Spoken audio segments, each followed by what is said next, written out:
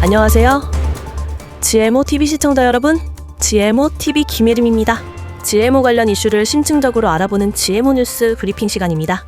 오늘 저와 함께 해주실 최아람 기자와 함께 하겠습니다. 안녕하세요. 안녕하세요. 최아람입니다. 최 기자님, 우리가 마트에서 장을 볼 때 식품 뒷면에 성분표를 보게 되는데요. 사실 빼곡한 글씨 때문에 자세히 들여다보기는 쉽지 않습니다. 맞습니다. 특히 그 작은 글씨들 사이에서 유전자 변형식품 포함 가능성 있음이라는 문구를 보신 분들도 계실 텐데요. 봐도 고개를 갸웃하게 만드는 다소 애매한 표현이었죠. 네, 특히 식용유나 간장, 또 과자에 들어가는 액상과당 같은 가공식품들은 원재료가 유전자 변형 농산물, 즉 GMO인지 아닌지 라벨만 봐서는 알기가 참 어려웠습니다. 네, 바로 그 점이 현행법의 한계로 꾸준히 지적되어 왔습니다. 지금까지는 유전자 변형 콩이나 옥수수를 원료로 사용했더라도 기름을 짜거나 당을 만드는 고도의 정제 과정을 거치면서 최종 제품에 유전자 변형 DNA나 단백질이 남아있지 않으면 GMO 표시를 할 의무가 없었기 때문입니다. 원료는 GMO였을 수 있는데 가공 후 흔적이 사라졌으니 표시를 안 해도 되는 상황이었군요. 이 때문에 소비자의 알 권리가 충분히 보장되지 않는다는 목소리가 계속해서 나왔었는데요. 그렇습니다. 그런데 최근 국회에서 바로 이 GMO 표시 규정을 대대적으로 손보려는 움직임이 있었습니다. 오늘 뉴스 브리핑에서는 이 식품위생법 개정안이 무엇을 바꾸려 하는지, 그래서 앞으로 우리의 장바구니와 식탁에 어떤 변화를 가져올지 집중적으로 파헤쳐 보겠습니다. 먼저 이 법을 왜 바꾸려고 하는지 그 이유부터 짚어봐야겠습니다. 방금 현행 제도의 한계를 말씀해 주셨는데 소비자 입장에서는 정확히 어떤 점이 문제였을까요? 현장에 나가 있는 핑크 파인애플 기자, 연결해 자세한 내용 알아보겠습니다. 네, 현장에 나와 있는 핑크 파인애플 핑 기자입니다. 네, 핑 기자. 현행 GMO 표시제의 가장 큰 문제점, 역시 정보 부족에 있겠죠? 네, 그렇습니다. 이번 개정 논의의 가장 핵심적인 배경은 바로 정부의 비대칭성 문제라고 할 수 있습니다. 소비자는 당연히 자신이 먹는 식품이 어떤 원료로 만들어졌는지 알 권리가 있습니다. 하지만 현행 제도는 그 정보를 충분히 제공하지 못했다는 비판을 받아왔습니다. 예를 들어 설명해 보겠습니다. 제가 막 GM 콩이 아닌 일반 콩으로 만든 식용유, 즉 non-GMO 콩기름을 사고 싶다고 가정해 보겠습니다. 제가 마트 선반에 가보면 대부분의 식용유 제품에는 아무런 표시가 없습니다. 현행법상 GM 콩을 원료로 썼더라도 정제 과정에서 DNA가 사라졌다면 표시 의무가 없기 때문입니다. 이런 상황에서 소비자는 어떤 기름이 GM 콩으로 만들어진 것인지 아닌지 구별할 방법이 전혀 없습니다. 결국 non-GMO 제품을 선택하고 싶어도 정보를 알 수 없으니 선택할 기회 자체가 박탈되는 셈입니다. 바로 이런 상황이 소비자의 알 권리와 선택할 권리를 침해한다는 비판이 꾸준히 제기되어 온 것입니다. 네, 핑크 파인애플 기자의 브리핑 잘 들었습니다. 선택을 하고 싶어도 정보가 없어서 할 수 없는 상황. 이것이 바로 법 개정을 추진하게 된 가장 큰 이유였군요. 그렇군요. 소비자의 알 권리와 선택권 보장, 이 대의를 위해 법이 어떻게 바뀌는지 다음 챕터에서 본격적으로 살펴보겠습니다. 자, 그럼 가장 궁금했던 부분입니다. 그래서 구체적으로 무엇이 어떻게 바뀌는 걸까요? 가장 큰 변화는 역시 GMO 표시 의무가 확대되는 것이겠죠? 네, 바로 그 점이 이번 개정안의 심장이라고 할 수 있습니다. 기존의 최종 제품 검출 기준에서 원재료 사용 기준으로 패러다임이 바뀌는 건데요. 이 역시 현장의 핑크 파인애플 기자에게 자세한 설명을 들어보겠습니다. 핑 기자님, 전해주시죠. 네, 다시 현장의 핑 기자입니다. 이번 개정안의 가장 핵심적인 변화는 신설되는 안제 12조 2 제2항 조항에 담겨 있습니다. 이 조항의 내용은 이렇습니다. 앞으로는 최종 제품에 유전자 변형 DNA나 단백질이 남아있지 않더라도, 즉 검출되지 않더라도 식품의약품안전처장이 전문가위원회인 식품위생심의위원회의 심의 의결을 거쳐 특정 품목을 지정하면 해당 품목은 원재료가 GMO일 경우 반드시 그 사실을 표시해야 한다는 것입니다. 이것은 정말 큰 변화입니다. 과거에는 검출되지 않으면 끝이었지만 이제는 원재료가 GMO였다면 설령 최종 제품에서 흔적이 사라졌더라도 표시해! 라고 강제할 수 있는 명확한 법적 근거가 생긴 것입니다. 따라서 앞으로 식약처장이 어떤 품목을 지정하느냐에 따라 우리가 그동안 알 수 없었던 식용유나 액상과당 같은 제품에도 이 제품은 유전자 변형 옥수수를 원료로 사용했습니다. 와 같은 표시가 붙을 수 있게 됩니다. 이는 단순히 기술적인 검출 기준을 넘어 원재료의 유래 자체를 투명하게 공개하겠다는 정책적 의지를 보여주는 것입니다. 기존 제도의 가장 큰 빈틈을 메우려는 시도라고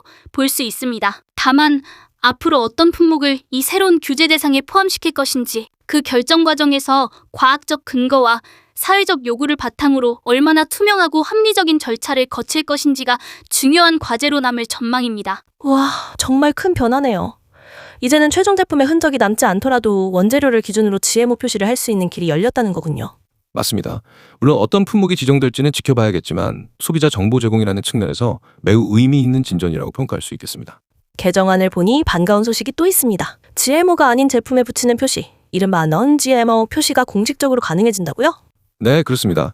그동안 법적 근거가 모호해서 혼란이 있었던 부분인데요.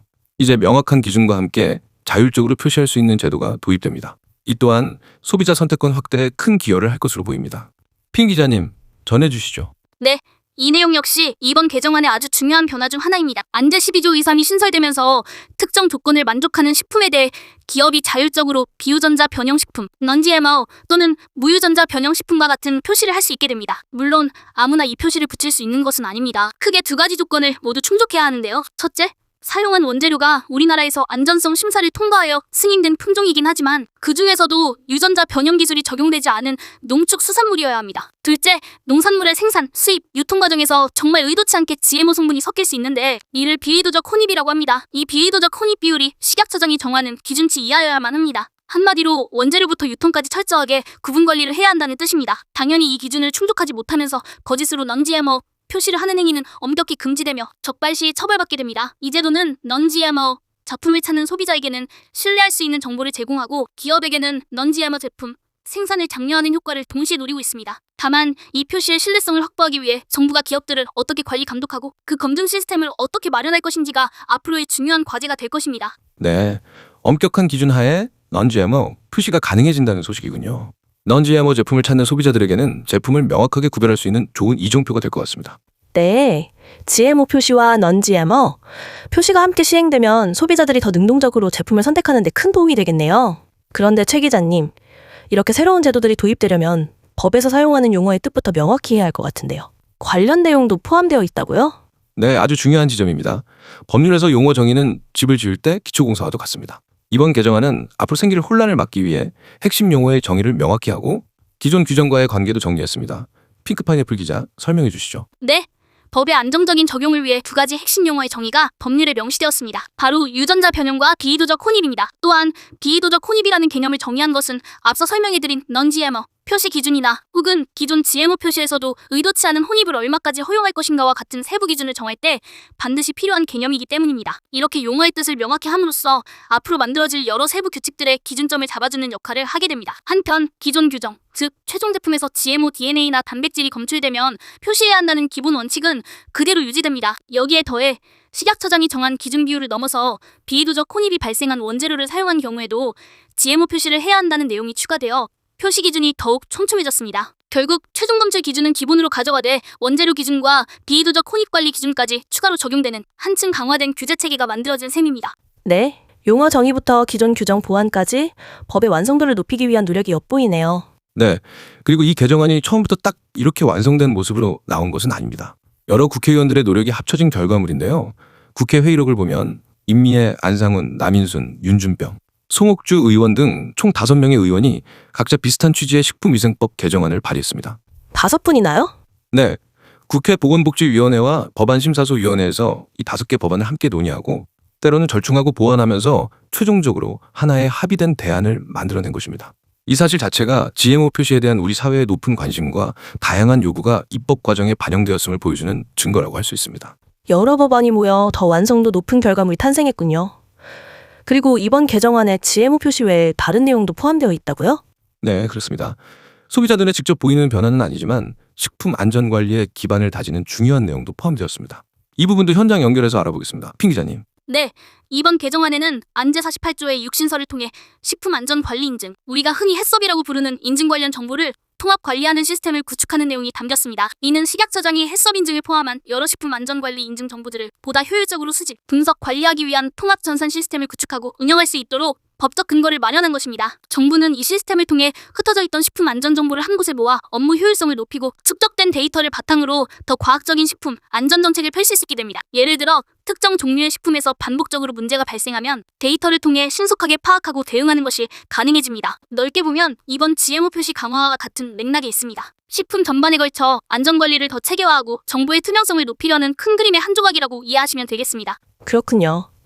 소비자 눈에 직접 보이는 라벨 변화도 있지만 그 이면에서는 식품 안전관리 시스템 자체를 더 탄탄하게 만들려는 노력도 함께 진행되고 있다는 거네요. 네, 그럼 시행 시기와 최종 결론에 대해 알아보도록 하겠습니다.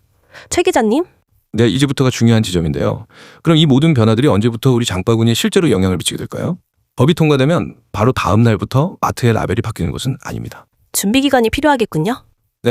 법안 부칙을 보면 이 법은 공포된 날로부터 1년이 지나야 시행됩니다. 기업들도 새로운 표시에 맞춰 준비해야 하고 정부도 세부 지침을 만들어야 하기 때문에 1년의 유예 기간을 두는 것입니다.